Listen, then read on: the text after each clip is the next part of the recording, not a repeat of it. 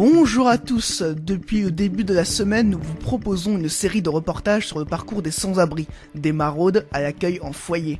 Aujourd'hui, nous allons vous proposer des témoignages, 3 sans-abri ont accepté de se confier et les 2 premiers de manière anonyme. Depuis combien de temps est-ce que vous êtes au foyer Sadi Carnot? Alors, ça va faire 1 mois et demi. Je suis arrivée mi-octobre. Depuis combien de temps est-ce que vous étiez dans la rue En fait, ce qui s'est passé pour moi, je n'étais pas dans la rue, c'est que je n'avais pas d'hébergement.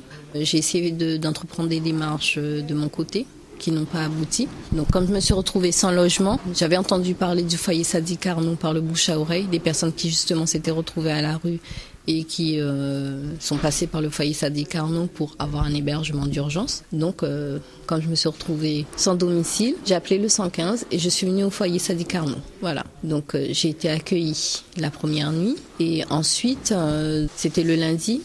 Et au cours de la semaine, j'ai rencontré les éducateurs du foyer avec qui j'ai pu discuter, j'ai pu exposer mes difficultés, ma situation. Dès lors que vous avez été à la rue, vous avez contacté immédiatement 115 pour avoir une place. Voilà, tout à fait. Pour vous, c'était indispensable de ne pas rester dans la rue et de trouver directement une place.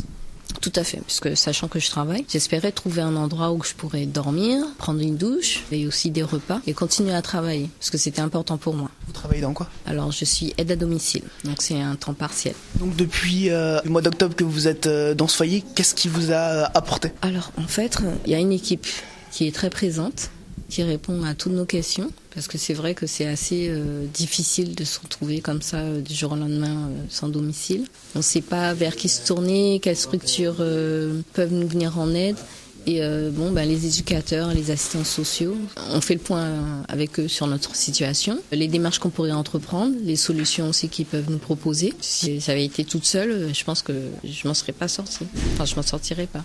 Est-ce que c'est compliqué de toutes ces démarches à faire? Disons qu'on se retrouve vite débordé, parce qu'on est assez découragé. Le fait de se retrouver sans domicile, on se dit qu'on a touché le fond, en quelque sorte. Il faut avoir des gens à ses côtés pour pouvoir rebondir.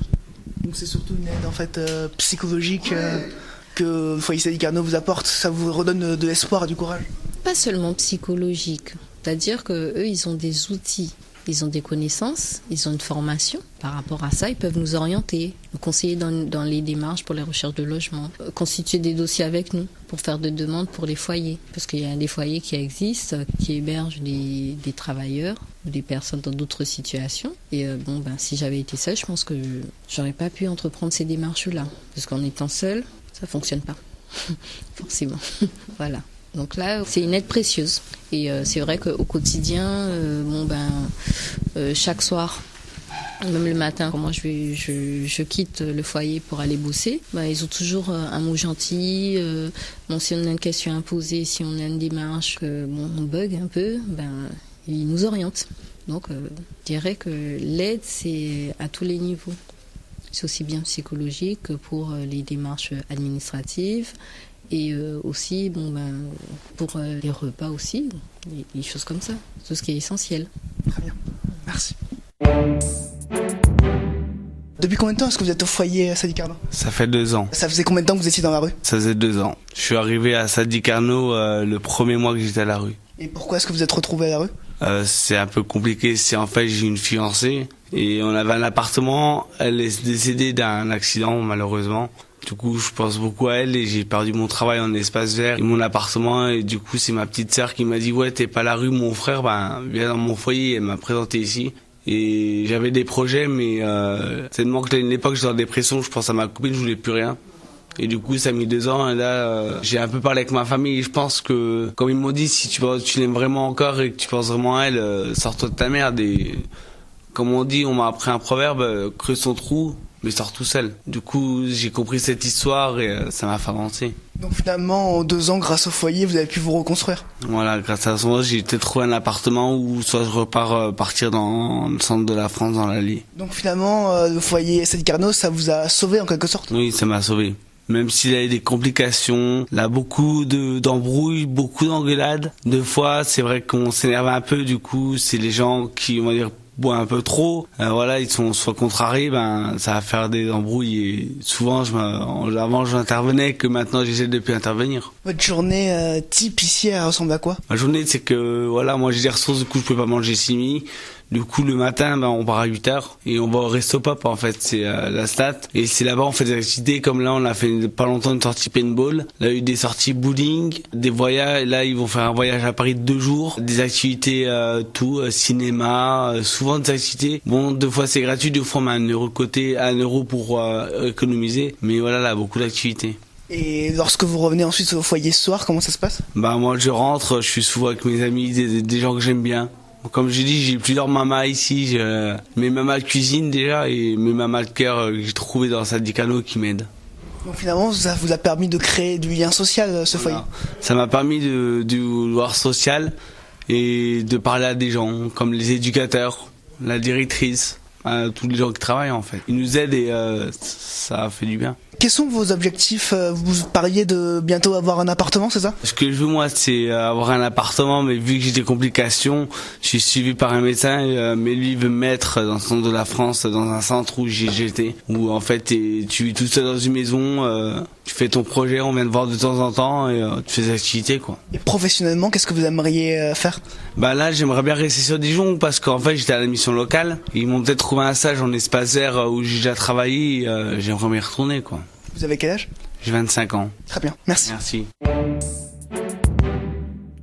Dolores, depuis combien de temps est-ce que vous êtes au foyer Sadi Carnot? Pour moi, ça fait 1 mois, peut-être plus, je sais pas, je compte pas les jours et les semaines. Et vous, depuis combien de temps est-ce que vous étiez dans la rue? Disons que j'ai quitté mon domicile le 31 juillet 2016. Pourquoi est-ce que vous avez quitté? Pour violence conjugale, verbale et physique. On m'a mis là pour que je sois en protection avec des éducateurs et que tout se passe bien pour moi. Du coup, le 115 pour l'instant, tout va bien? Le 115, oui, j'ai ma chambre tous les jours. Par contre, faut s'adapter à l'ambiance d'ici. Je m'attendais à avoir des gens malheureux, même plus malheureux que moi, j'en ai vu. J'ai vu de la misère, j'en vois. Des gens malheureux, qui ont faim, qui ont froid. Ici, ils font ce qu'ils peuvent pour loger tout le monde, ça c'est sûr. Ils peuvent pas accueillir tout le monde, ils font mieux. Moi, personnellement, j'essaye de tenir. J'essaie d'avoir un logement. Mais bon, il y a l'ambiance qu'il peut avoir de tout, il y a des gens qui s'entendent, des gens qui s'entendent pas, on peut pas plaire à tout le monde, et puis voilà, mais je patiente pour avoir quelque chose au bout, moi, un petit logement déjà pour un départ, puis, ou loin, on va me mettre dans un logement social, pour avoir encore protection, parce qu'on veut pas me lâcher, tout de suite, après ça sera peut-être ameubler, puis après un logement pour moi, que pour moi. Donc finalement, est-ce que le 115 est pour vous bénéfique? Ah oui, si j'avais pas eu le 115, j'étais à la rue. Je me bats tous les jours pour faire mes papiers. Je fais tous les jours des démarches. J'espère qu'il y aura quelque chose, au moins un logement où que je puisse être toute seule et puis pouvoir récupérer de toute cette galère. Au moins venir au 115 et venir là à l'hébergement. Si j'avais pas eu ça, je me serais jamais rendu compte qu'il y avait des gens qui étaient malheureux. Peut-être plus malheureux que moi parce que moi, j'ai quand même des ressources. J'essaye de m'en sortir avec ça. J'ai des choses qui doivent payer après, ça je le sais. Mais il y a des gens ici, ils ont pas un rond. Mais ils ont quand même un lit, ils ont quand même un repas, même s'il est froid, c'est un repas des fois, et puis ils ont quand même un repas chaud, et puis c'est l'ambiance de l'hébergement, au moins on n'est pas dehors. Et ici, à l'étage, on vient pour demander de l'aide, ils essayent de faire au mieux pour tout le monde, je sais que je suis pas toute seule, ils essayent de faire au mieux, mais à chaque fois que je suis venue, ils étaient là. Autrement, j'essaie de me débrouiller, mais bon, peut-être maladroitement, mais j'essaie d'avancer dans mon truc, j'essaie de pas lâcher, des fois je suis découragée. Et heureusement qu'il y avait le 115, je vous le dis, parce que là, il y a des jours où il fait froid, il y a des gens que je suis sûr qui dorment dehors. Je les vois le matin, moi, quand je fais mes démarches. Ils sont dehors, ils grelottent, ils dorment en grelottant, et moi, ça me fait du mal.